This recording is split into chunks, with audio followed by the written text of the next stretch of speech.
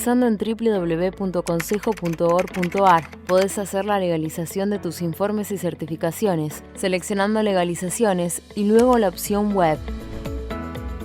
Allí vas a ingresar al sistema con tu nombre de usuario y clave personal y con un número de convenio y clave, el que podés suscribir por la web. Una vez que ingresaste, elegís la opción que estás buscando y listo. Dentro de nuestra página vas a encontrar conferencias en nuestra biblioteca de contenidos. Ingresando a la opción Reuniones científicas y técnicas, vas a poder elegir el contenido que estás buscando y al hacer clic, ver el video de forma online y descargar el material de la reunión. Si querés hacer un curso de capacitación, la DAC te brinda varias opciones. Podrás acceder ingresando a e-learning y luego a cursos virtuales. Allí te podrás inscribir en el curso o capacitación que más te guste. Si lo que buscas es asesoramiento profesional, estás a un solo clic de distancia. Podés hacerlo ingresando en Asesoramiento opción web. Completás el formulario a base de tu consulta y luego serás contactado por uno de nuestros profesionales. Uno más de nuestros servicios es el sello editorial Edicon, y ahí podés encontrar todas las publicaciones y colaboraciones técnicas. Además, ingresando a nuestro menú Servicios, Consejo Salud, vas a enterarte de todas las novedades de Centro Médico, Farmacia, Simeco e Integrar Plus. Estos y muchos temas más están disponibles en nuestra web www.consejo.org.ar. Envíanos tu consulta a consejoescucha@consejo.org.ar o llama al 5365 8950 y un colaborador se estará comunicando con vos.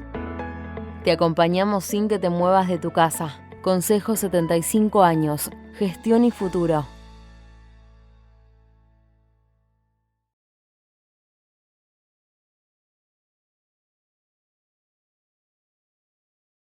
Hola, ¿cómo están, estimados y estimadas colegas? Nos reencontramos en otra actividad del espacio de doctrina tributaria que impulsamos este año desde nuestro consejo y que coordina el doctor Ernesto Celdeiro, a quien, como siempre, agradecemos por su enorme colaboración.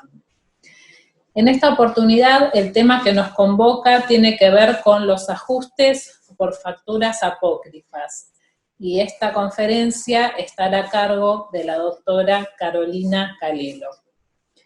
¿Cuál es el temario que se va a abordar en esta actividad? Es el siguiente: facturas apócrifas, impugnación de facturas de compra por parte de la AFIP, formalidades que se deben cumplir, efectos frente a los incumplimientos, indicios a efectos de cuestionar las operaciones, inversión de la carga de la prueba, compradores de buena fe, consecuencias en los diferentes impuestos, al valor agregado, a las ganancias, a las salidas no documentadas, particularidades y estado actual de la jurisprudencia. Quiero agradecer especialmente a la doctora Carolina Calelo por esta propuesta, por colaborar permanentemente con nuestro consejo, por ejemplo, conformando también el grupo de trabajo que estuvo redactando las medidas ante la convocatoria por la reforma tributaria. Voy a leer algunas líneas de su currículum. La doctora Carolina Calelo es contadora pública, egresada de la Facultad de Ciencias Económicas de la Universidad de Buenos Aires, especialista en Derecho Tributario de la Facultad de Derecho de la Universidad de Buenos Aires, profesora titular regular de Teoría y Técnica Impositiva 2 de la Facultad de Ciencias Económicas también de la Universidad de Buenos Aires, subdirectora del Departamento Pedagógico de Tributación de la misma Casa de Estudios, directora de la Maestría y Especialización en Tributación de la Facultad de Ciencias Económicas de la UBA, profesora de posgrado en las Facultades de Ciencias Económicas y Derecho de la Universidad de Buenos Aires y del Consejo Profesional de Ciencias Económicas, presidenta de la Subcomisión de Procedimiento Tributario y Régimen Penal Tributario de nuestro Consejo Profesional, miembro activo de la Asociación Argentina de Estudios Fiscales,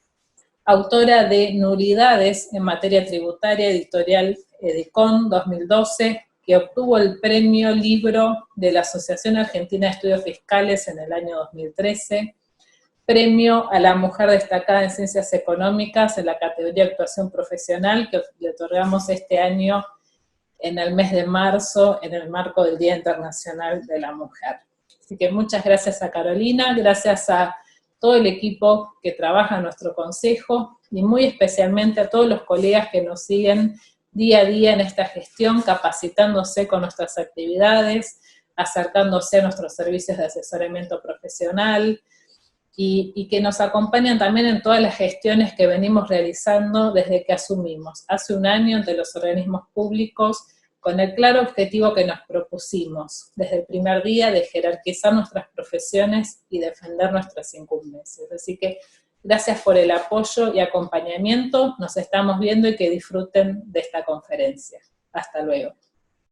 Muy bienvenidos a este espacio de doctrina tributaria. En primer lugar, quiero agradecer al Consejo Profesional por haberme invitado a participar de este ciclo, y muy especialmente al doctor Ernesto Celdeiro. El tema que yo voy a tratar es el de ajustes por facturas apócrifas, un tema que reviste gran interés desde dos puntos de vista. En primer lugar, por parte del Estado, por los recursos que deja de percibir como consecuencia de las maniobras realizadas a través de esta figura, y desde el otro punto de vista, por parte de los contribuyentes, cuando son compradores de buena fe, que ven cuestionadas sus operaciones por objeciones u observaciones realizadas a los proveedores sobre los cuales no tienen ningún dominio estos compradores de buena fe. Bueno, vamos entonces a empezar con el análisis. En primer lugar, vamos a tratar los aspectos formales. Como sabemos, el artículo agregado a continuación del 33 de la Ley 11.683 establece que los contribuyentes van a tener la obligación de constatar los comprobantes recibidos. Y esta obligación está reglamentada a través del decreto 477/2007, que establece una serie de sujetos que van a ser los obligados a constatar estos comprobantes, y también incluye dentro de estos sujetos a quienes reciban comprobantes electrónicos. Entonces, parecería que a partir de la generalización del uso de estas facturas, en definitiva, todos los contribuyentes van a estar sujetos a esta constatación. Ahora bien, ¿cuáles son las consecuencias si no se realiza este control? Bueno, están previstas en el artículo 34 de la Ley 11.683 y establecen que el contribuyente va a tener que acreditar la veracidad de las operaciones. ¿Esto qué significa? Que frente a esa falta de constatación se invierte la carga de la prueba y es el contribuyente quien debe probar las operaciones realizadas. Ahora bien, una pregunta que surge con relación a este tema es, teniendo en cuenta la cantidad de requisitos que se requieren para poder emitir factura electrónica y de los controles que realiza el fisco, ¿existe alguna consecuencia inversa si el contribuyente realiza esa constatación? Es decir, ¿puede presumir que el proveedor está en situación regular como consecuencia de este control? Bueno, no está prevista normativamente esta consecuencia y tampoco es recogida por la jurisprudencia, que lo que sostiene es que la simple constatación de requisitos formales no impide cuestionar las operaciones, como vamos a ver más adelante. Bueno, la segunda cuestión con relación a las formalidades tiene que ver con las formas de pago. Como sabemos, La ley 25.345 establece la obligatoriedad de bancarizar los pagos superiores a 1.000 pesos. ¿Cuáles son las consecuencias frente a esta falta de bancarización? Bueno, lo que dice la norma es que se van a impugnar los créditos fiscales y los gastos, y que el contribuyente no va a poder probar el contrario. Es decir, aunque el contribuyente pruebe la veracidad de las operaciones, igualmente no va a poder computar estos créditos. Bueno, esta norma fue declarada inconstitucional por la Corte en la causa Mera, que todos conocemos, y allí se dijo que esto de impedir probar al contribuyente la veracidad de las operaciones constituye una ficción y que entonces era inconstitucional, es decir, que el contribuyente debe poder ofrecer prueba en contrario cuando cancela las operaciones en contravención a lo que establece la norma. Ahora bien, entonces, teniendo claro que el contribuyente puede aportar esta prueba, es claro que se invierte, ¿no es cierto?, la carga de la prueba, es decir, frente al incumplimiento, esta carga de la prueba se invierte y cae en cabeza del contribuyente.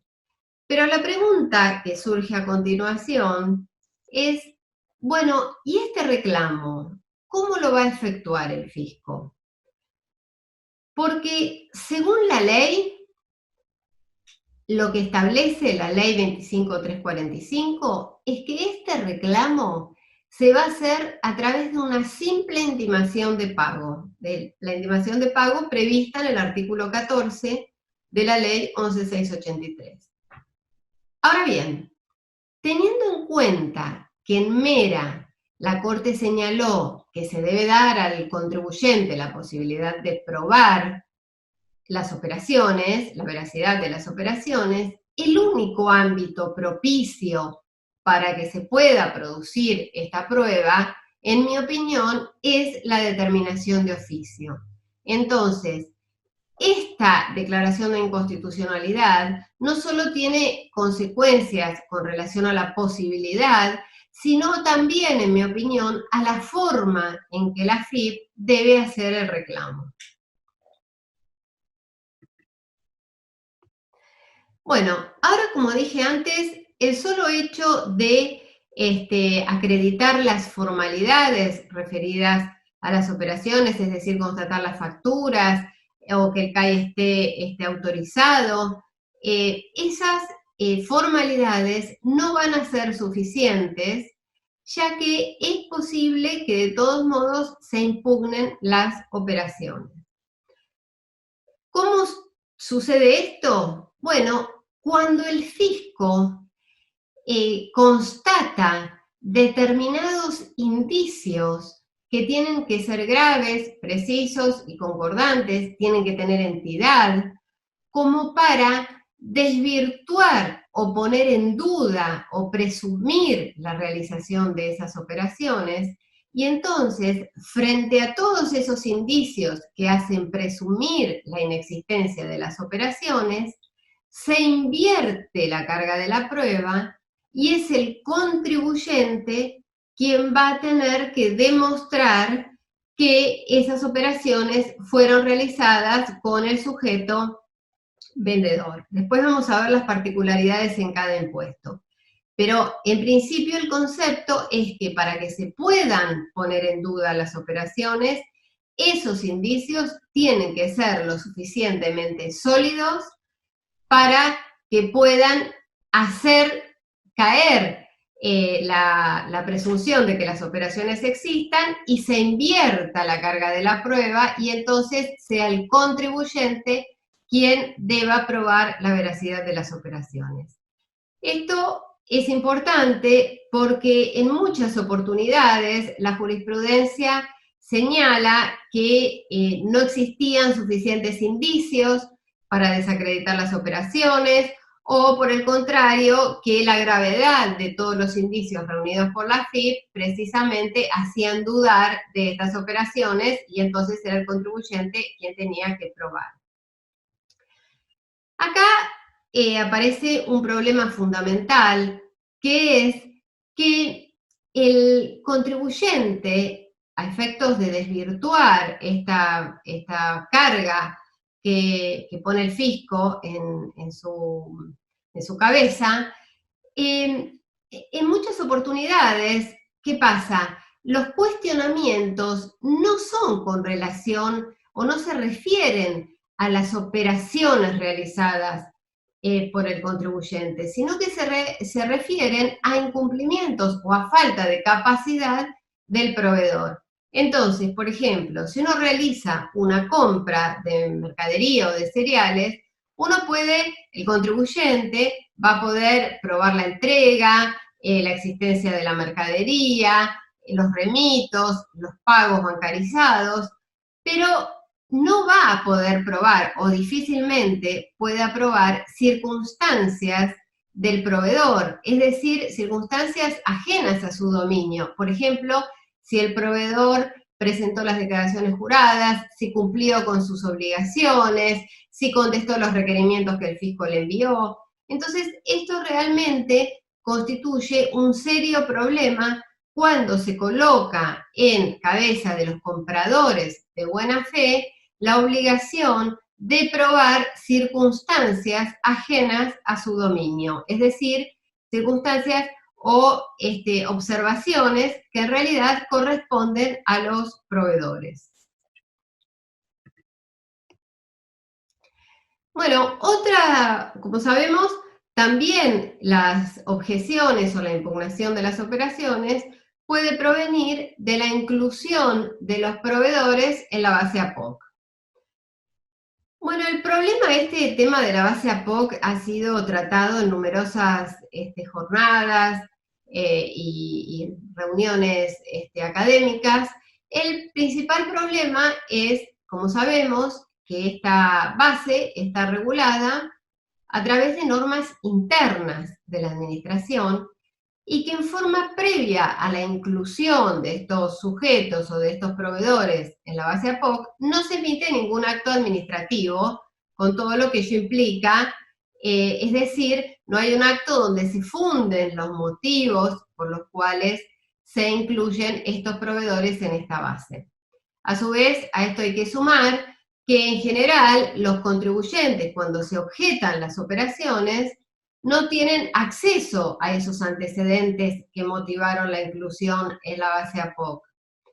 Y también hay que tener presente que esta inclusión, en términos generales, se realiza en una fecha posterior a la realización de las operaciones. Entonces, el contribuyente constata en la página de la AFIP que el proveedor no está incluido en la base APOC y con posterioridad, inclusive puede ser o que el proveedor quiebre, o que se venda, o que sea utilizado con posterioridad para otros fines, y el contribuyente que realizó las operaciones con fecha anterior se ve con las operaciones impugnadas por esta circunstancia de la inclusión posterior.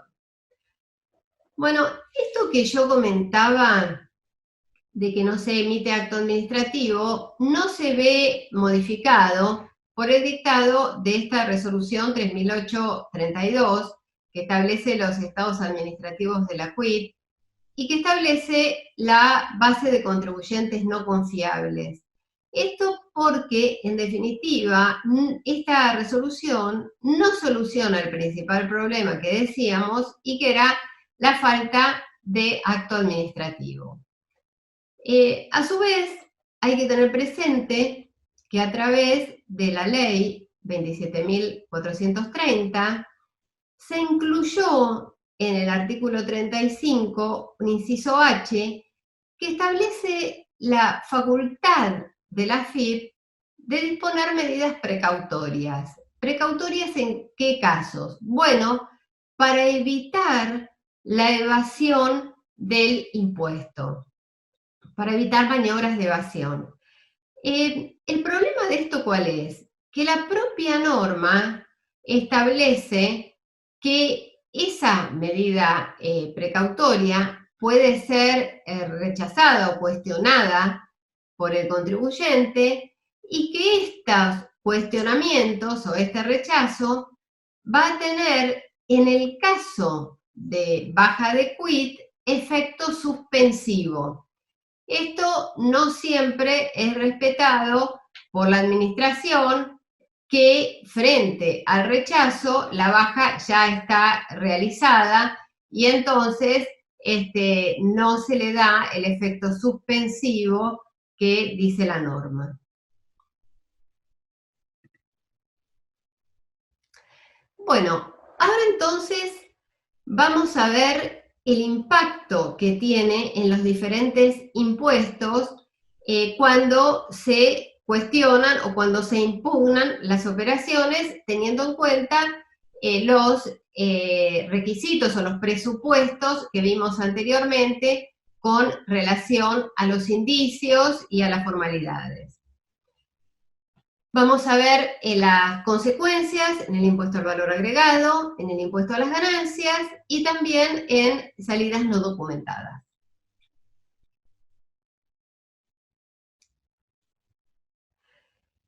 En primer lugar, en el impuesto al valor agregado. Este tal vez es el impuesto que genera mayores controversias. ¿Por qué? Porque conforme la jurisprudencia de la Corte Suprema, lo que se requiere para poder computar el crédito fiscal es que exista coincidencia entre el emisor de la factura, es decir, el sujeto que emite la factura, y el real vendedor de la mercadería. ¿Esto qué significa? Que si yo acredito, o yo contribuyente, se acredita la existencia de la mercadería, la entrega, el transporte, el pago, pero el que emite la factura no coincide con el real vendedor. ¿Por qué? Porque, por ejemplo, se cuestiona la capacidad económica del emisor de la factura, entonces ese emisor de la factura no pudo haber vendido esa mercadería, se cuestiona esa capacidad, entonces no coincide ese emisor con el real vendedor. En esos casos, el crédito fiscal se va a impugnar. Y el problema es que, como les decía, el contribuyente va a poder probar todas esas circunstancias que les comentaba, pero claro, la operación o el crédito fiscal se objeta por una circunstancia ajena y que el contribuyente no podía dominar. El argumento técnico para este cuestionamiento es que el artículo 12 de la Ley de Impuesto al Valor Agregado exige que se haya perfeccionado el hecho imponible en cabeza del vendedor como un requisito para poder computar el crédito fiscal. Entonces, como se exige haber perfeccionado el hecho imponible, en el caso en que no resulte coincidente quien emite la factura con el vendedor, el hecho imponible no se habría perfeccionado en cabeza de quien emite la factura. Y este es el fundamento por el cual se rechaza el cómputo del crédito fiscal. Este accionar ha tenido una evolución en la jurisprudencia de la Corte y debemos recordar que el primer caso es la causa Bildown, en la que la procuradora lo que señala es que no existe norma que exija que, acreditada la veracidad de la operación, se deba además el contribuyente verificar que el proveedor haya ingresado el impuesto, que eso no es un requisito. Y que esas facultades de verificación y fiscalización no se pueden trasladar al contribuyente, sino que las debe ejercer la AFIP, al contribuyente comprador, sino que las debe ejercer la AFIP. El tema es que en Build Down se aclara específicamente que no estaban cuestionadas la existencia y materialidad de las operaciones. Por eso, con posterioridad, en la causa de M, la Corte señala, ratifica el criterio de la Cámara, que había considerado que era inaplicable Build Down, porque lo que dijo es que, a diferencia de Build Down, en este caso se encontraban cuestionadas las operaciones porque se cuestionaba que el proveedor tuviera capacidad para realizar las mismas. Entonces, ¿esto qué significa? Que en definitiva los cuestionamientos sobre la capacidad económica del proveedor recaen en el contribuyente, quien no va a poder computar los créditos fiscales. Esto en Molinos Río de la Plata también se ratifica este criterio, ya que lo que dice es que para computar el crédito, si bien se declaró el desierto de recursos, lo que dice es que para computar el crédito este tiene que ser legítimo, y es legítimo cuando se realiza el verdadero, cuando quien emite el comprobante es el verdadero vendedor. Esto, insisto una vez más, que es el problema al que se ven enfrentados los compradores de buena fe, que tienen toda la prueba referida a sus operaciones, la entrega, los remitos, el pago, la existencia de la mercadería, pero claro, se encuentran con el cuestionamiento del proveedor y en definitiva se encuentran con la impugnación del crédito fiscal. Esto le quería comentar que existen antecedentes de la Cámara que no recogen estos criterios de ADM de Molinos y sin embargo sí se apoyan en la causa Build Down. Bueno, ahora vamos a ver las consecuencias en el impuesto a las ganancias. En el impuesto a las ganancias la situación es distinta, ya que en caso de que el contribuyente pruebe la existencia del bien o la compra o la prestación del servicio, en ese caso, independientemente de que existan objeciones con relación al proveedor, el gasto va a resultar computable y va a resultar deducible. Inclusive se admite la deducción de un costo presunto en determinados supuestos, supónganse determinada venta de bienes, que se admite que si se vendió determinada cantidad de un bien, se debió requerir la compra de esa cantidad del bien que se está vendiendo. Pues habrá que ver cómo se determina ese costo, pero sí resulta admisible esta posibilidad. Bueno, y les quería comentar que algo que se ve en el último tiempo, que en aquellos casos en que si bien se prueba la existencia del bien o el servicio, pero ¿qué pasa si el contribuyente no realizó las retenciones a las que estaba obligado del impuesto a las ganancias? Bueno, en estos casos se observa que en el último tiempo la administración está activando el mecanismo previsto en el artículo 43 de la Ley de Impuesto a las Ganancias, que establece que frente a la omisión de retención, el fisco puede impugnar el gasto. Bueno, más allá de las críticas que merece esta norma, que no es acá el ámbito para tratarlas, lo cierto es que la Corte, en la causa San Juan, estableció que este ajuste o esta figura tiene naturaleza sancionatoria. Esto trae como consecuencia que no se apliquen sanciones sobre el monto del ajuste realizado en función de esta impugnación, justamente porque ya el propio ajuste tiene naturaleza sancionatoria. Este criterio es admitido por la propia AFIP, pero tampoco se deberían, en mi opinión, aplicar intereses resarcitorios y lo cierto es que la AFIP en la actualidad los está aplicando.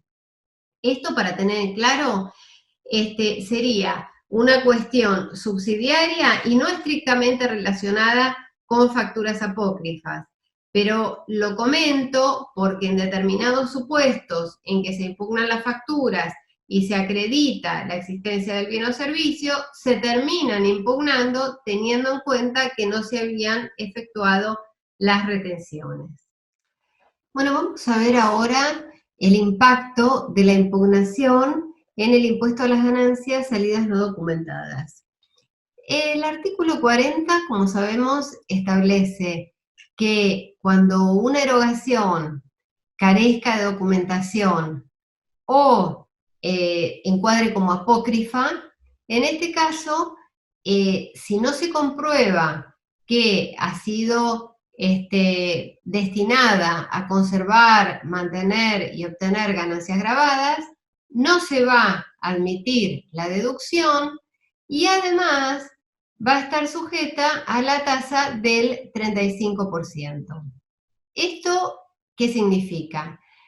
Que ese impuesto que regula este artículo 40 es el impuesto que hubiera correspondido abonar al receptor de los fondos y que no está identificado, no lo va a abonar.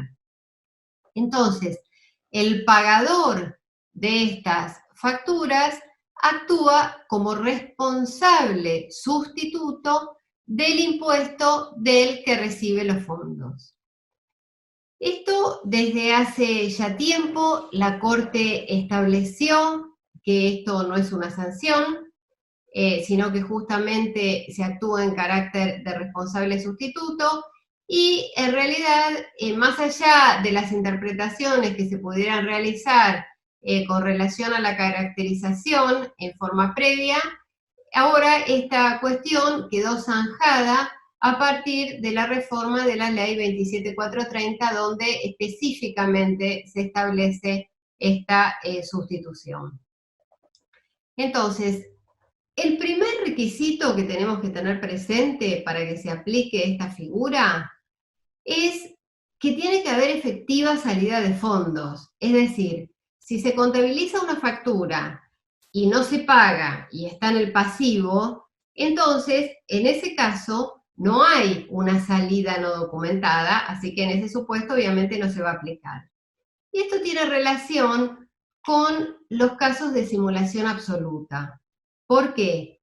Porque se cuestiona doctrinariamente, con acierto, que si se trata de una operación totalmente inexistente, en realidad los fondos no salen de la empresa, se asume que esos fondos se mantienen en la empresa si es completamente simulada e inexistente.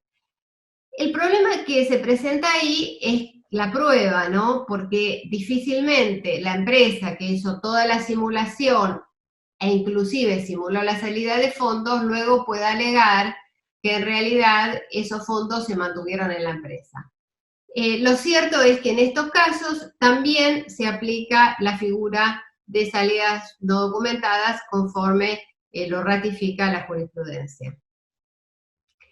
La otra cuestión a analizar con relación a salidas no documentadas, que también generó discusiones o discrepancias doctrinarias, es si la identificación de los beneficiarios, por ejemplo, porque se hace una transferencia bancaria o porque se hace el cheque no a la orden y coincide con el emisor de la factura, si la identificación del beneficiario es suficiente para que no se aplique esta figura. Este criterio había sido recogido en precedentes jurisprudenciales. Sin embargo, en criterio de la Corte Suprema de Justicia, esto no es suficiente. Ahí en esas causas que le menciono, precisamente está plasmado este criterio, que es el siguiente: la identificación nominal de los beneficiarios no es suficiente, sino que esa identificación tiene que estar acompañada de la causa de la obligación. Entonces, ya no basta con acreditar que se transfirió a tal cuenta, sino que ese beneficiario tiene que coincidir con el prestador o con el vendedor de los bienes. Es decir, tienen que combinarse tanto la identificación como la causa de la compra, o sea, la prestación o la venta, en definitiva. Este es el criterio que rige hoy conforme la jurisprudencia. Sí es cierto que obviamente en los casos en que hay transferencia bancaria, en la medida en que nuevamente se acredite la causa, el tema de la identificación va a estar mucho mejor acreditado que si se trata de un cheque que se cobra por ventanilla o un cheque que no está a nombre del proveedor. Ahora bien, con el impuesto a las ganancias salidas no documentadas, es muy importante tener en cuenta que la ley y el reglamento distinguen las consecuencias en función del tipo de operación. ¿Esto qué significa? Que si la erogación está destinada a la adquisición de bienes, en ese caso va a admitirse la deducción y no va a corresponder el impuesto a las salidas no documentadas. Eso lo establece específicamente la ley. Ahora, diferente es el caso de que la compra o de la contratación sea de servicios. En este caso, por más que se pruebe la efectiva prestación del servicio, va a tener que pagarse el impuesto a las salidas no documentadas. En ese caso, si se prueba la efectiva prestación, se va a admitir la deducción en el impuesto a las ganancias. Pero aún así, aún probando la efectiva prestación de servicios, va a tener que pagarse el impuesto a las salidas no documentadas. Una cuestión que no está definida ni en la ley ni en el decreto reglamentario es la situación de las locaciones de obra. En estos casos, teniendo en cuenta que esas locaciones se materializan a través de la entrega de bienes, en mi opinión, debería asimilarse el tratamiento a la de los bienes, es decir, que se admita la deducción y que no corresponda el pago del impuesto a las salidas no documentadas. Esto debemos decir que la administración no lo admite pacíficamente.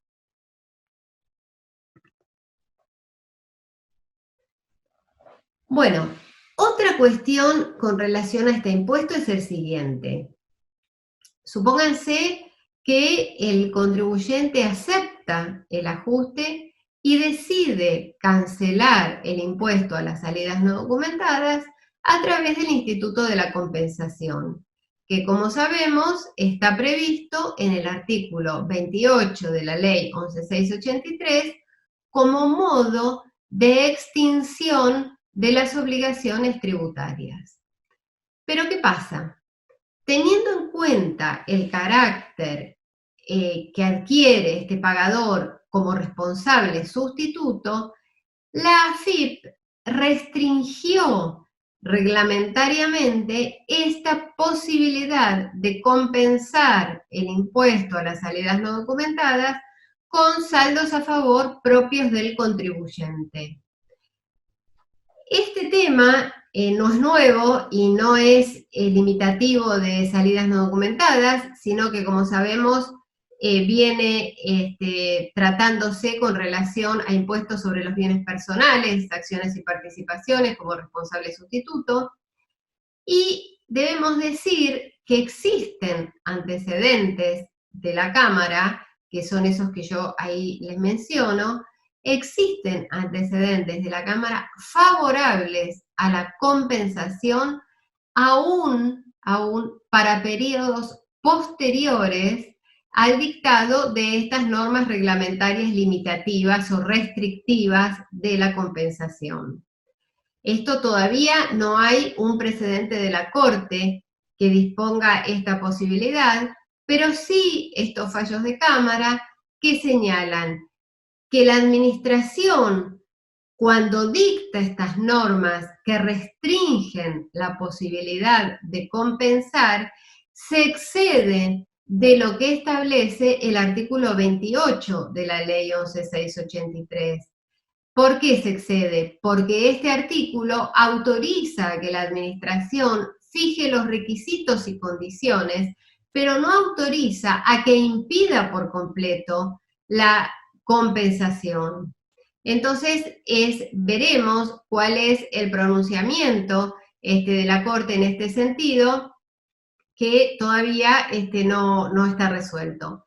En el último caso jurisprudencial que está mencionado, se refiere a un supuesto de salidas no documentadas, pero anterior a la resolución 4.433, situación que, en mi opinión, de todos modos, a pesar del dictado de esta resolución, la compensación resulta admisible conforme al artículo 28. Pero sí es cierto que en caso de querer realizar esta compensación, se debe accionar judicialmente, dado que la AFIP no la va a admitir.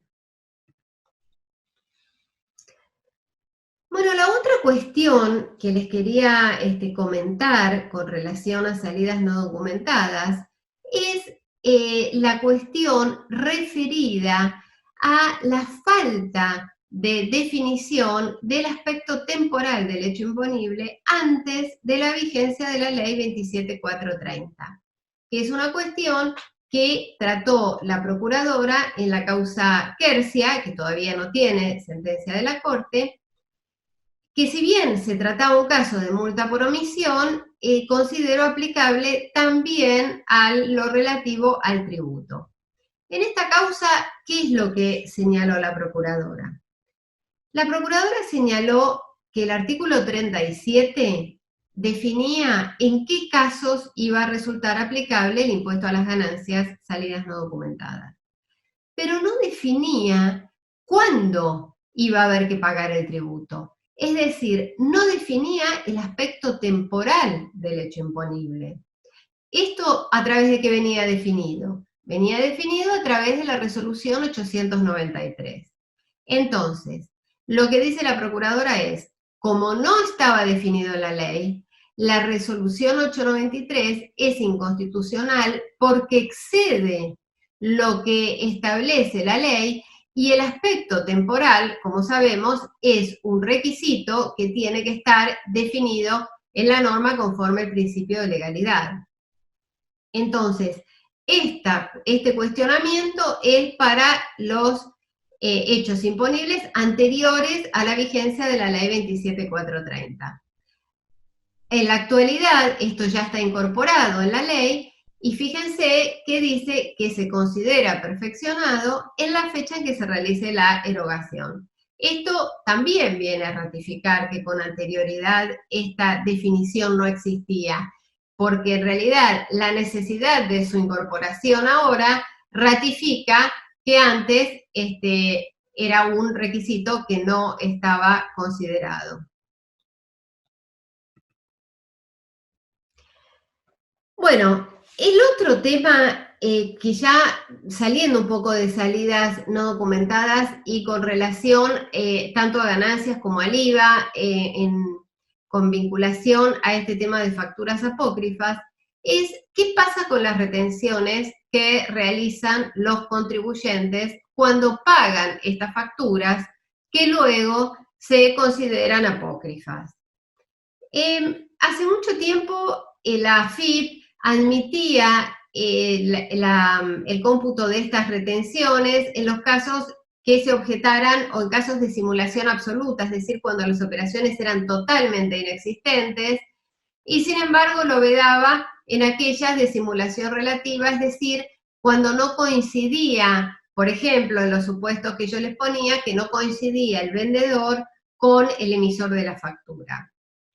De todos modos, en el último tiempo esta posibilidad no se admite, el cómputo de las retenciones no es admitido por el organismo fiscal, y esto fundado en un precedente de la Corte, que es la causa Molinos, donde señaló, si bien se declaró desierto, lo que señala es que el contribuyente no se había hecho cargo de los argumentos de las instancias anteriores referidos a la falta de legitimación del contribuyente pagador para recuperar las retenciones que en realidad corresponden a ese supuesto proveedor.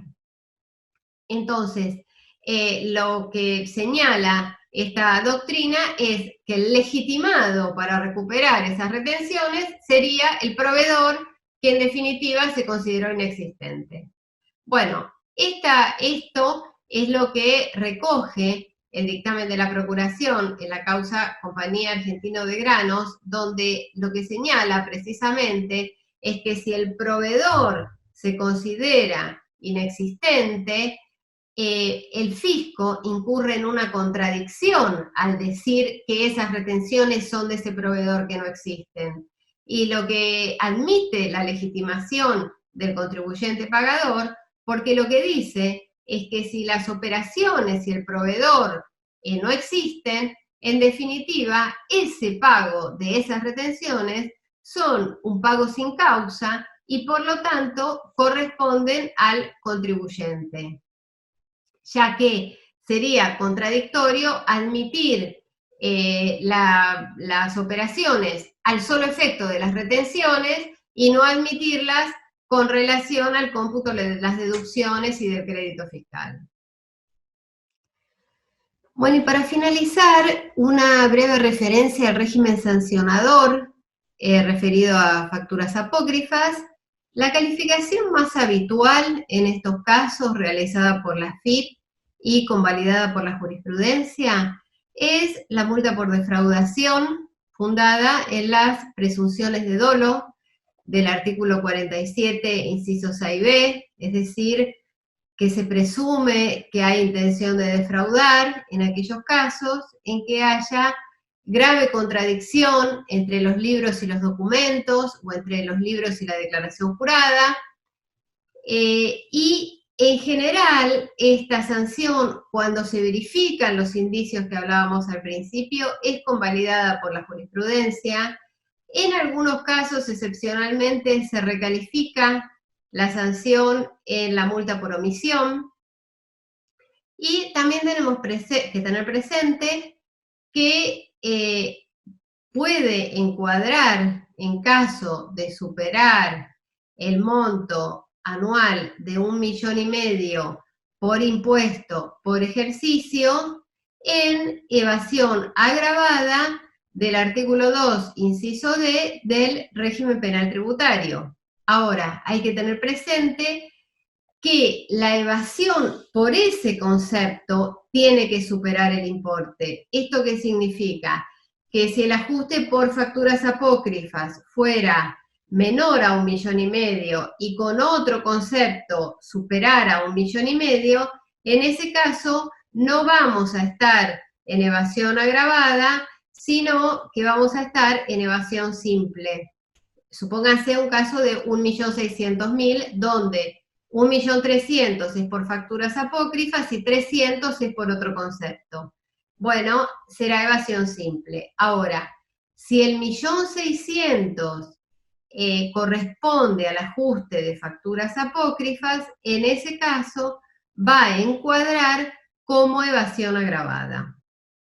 Y a efectos de la calificación hay que tener presente el dictado de la Instrucción 1/2017 de la FIP, donde establece determinadas cuestiones a efectos de la calificación de la conducta, cuestiones que no siempre son respetadas por los funcionarios, pero básicamente se debe prestar atención a las normas de control interno que tiene la empresa, a efectos de detectar este tipo de maniobras, a las acciones correctivas que toma también la empresa, y a todas aquellas medidas de control, que en definitiva hacen referencia a algo muy actual, que es el compliance en materia tributaria.